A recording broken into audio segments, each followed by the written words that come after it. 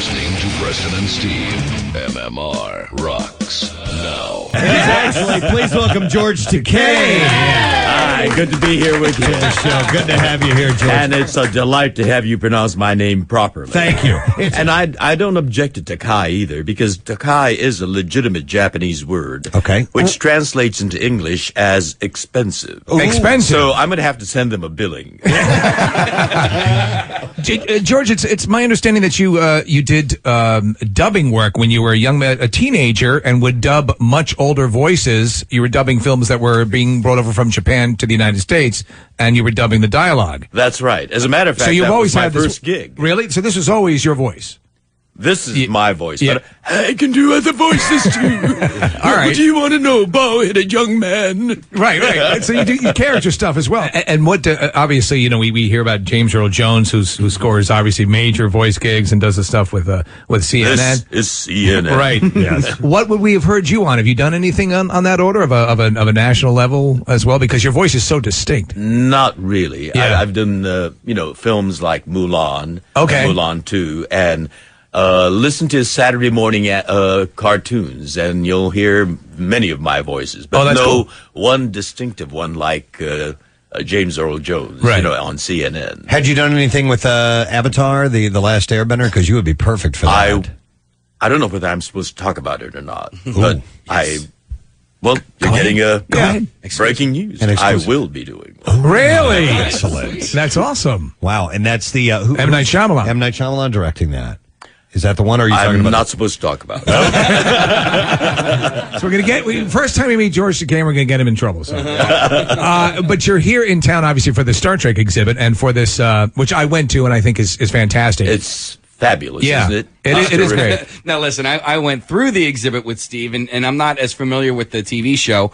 You're much too young. Right. But you know that Star Trek now is 43 years old. Is it really? Wow. We first went on the air back in 1966, and I don't think you were around then. No. You were born after we were canceled. 75, yeah. So, way after we were canceled. Right? Yeah, so all I know is the movies, but it was really cool going through the exhibit with Steve, because you turned into a little kid. You're like, this is from this? And absolutely. Yeah. I'm an old bastard. I remember clearly. I remember in fact, I believe, one of the early episodes of The Naked Time, which I think might be your my favorite episode. Yes. And I remember my father, I was jumping around like a little crazy kid, and he said, "Hey, watch this. It's got space in it. Shut up." And little did he know that he had said because he always used to call Star Trek the underwear show. Underwear. Because it looked like they were wearing underwear.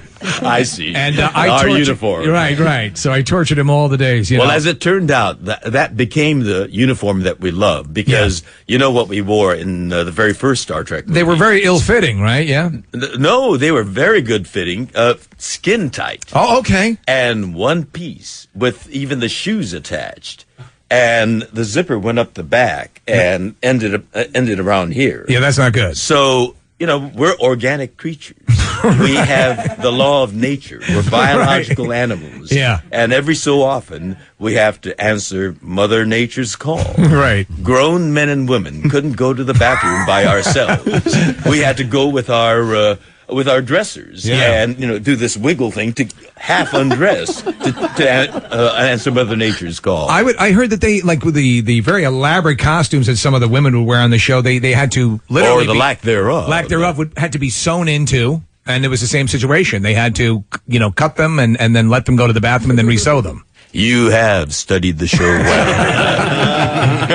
Yeah, I'd say so. And you're by the way, you're always, as far as the legend goes, of the most approachable and nice people associated with the show. You're very observant. Yeah. You get major kudos, and that you still enjoy doing the conventions and stuff. Well, I think it's a responsibility and an honor for us, because here we are, older than he is. Yeah. 43 years old now, 43 years old now.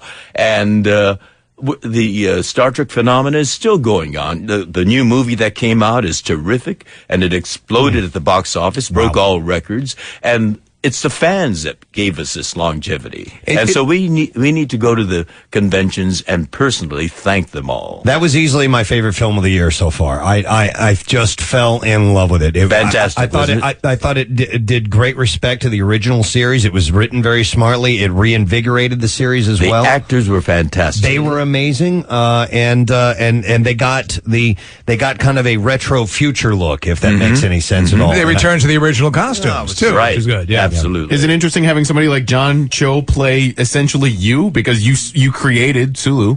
Didn't I look dashing and handsome as a youngster? Yes, you did. I'm just surprised. Well, Leonard Nimoy obviously made it into the film. Was there ever a point at which they approached you for doing a cameo? Well, there was an interesting thing that happened when J.J. Abrams, the director, was casting for the film. Right.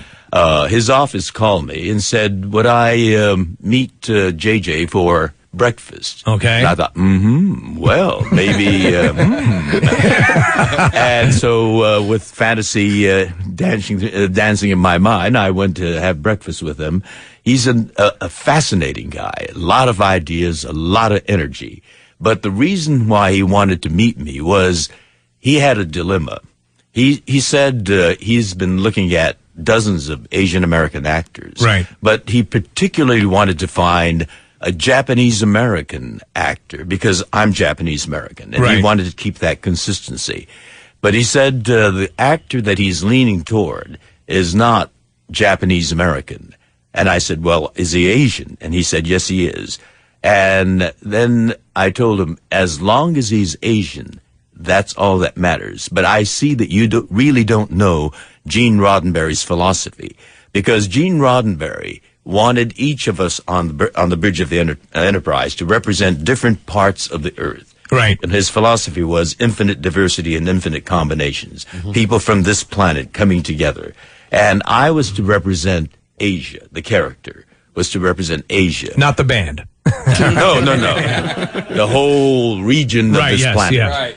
And the problem that Gene Roddenberry had was to find a name for this Asian character, because all Asian names are nationally specific. Yes. Like Takei is Japanese. Right. Wong is Chinese. Kim is Korean. Nguyen is Vietnamese. And Asia has a turbulent history of warfare and colonization. And he didn't want to bring that in. And so he wanted to find a Pan-Asian name. And he was staring at the map of Asia.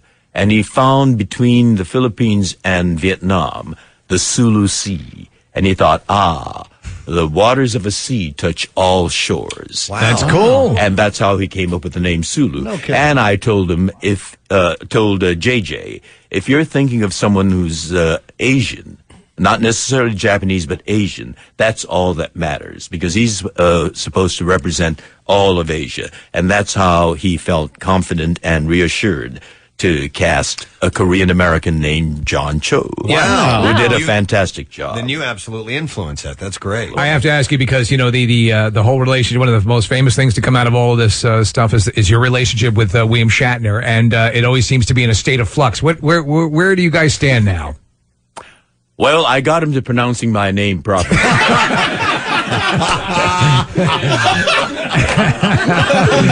For 40 years, I've been telling him it's Takei, and he keeps insisting on pronouncing it Takei. Right, yes. So, I couldn't get it into his head. So I told him at that roast that we had, Which Bill, you were phenomenal, by the way. Yeah. well, thank you very much again. Your good taste. I told him, Bill, it's Takei. It rhymes with toupee. Oh! And he's never forgotten it. But I noticed that every time he has to say my last name, his eyeballs goes up. And he says, there's a pregnant pause, and then he says, Takei. That's brilliant. Well, I also have to comment, because we loved you in Heroes. Yeah. Any potential for a return, even though you kind of were crossed off the list there? Yeah, after this, at the beginning of the second season. Yeah. The script arrived, and I'm falling off a high-rise building. And I thought, well, that was a good run, but that's it. And then a month later, another script arrives, and there I am. Yeah. Even younger. Because my son goes back and forth in time. Right. And the question I get asked frequently is, am I coming back? Yes. what the producers have told me is they want my appearances, or Kaito Nakamura's appearances, to be a surprise. In fact, even a shock. So I can't comment on talk it. about All right, it, but I can't wink my eyes. The prognosis is good. George, it's an honor to meet you. Thank you for coming by thank you. here. It's an honor to be here with you. We hope you enjoy your time in Philadelphia. Please give some love to George Takei. Well, thank you, the city of brotherly love.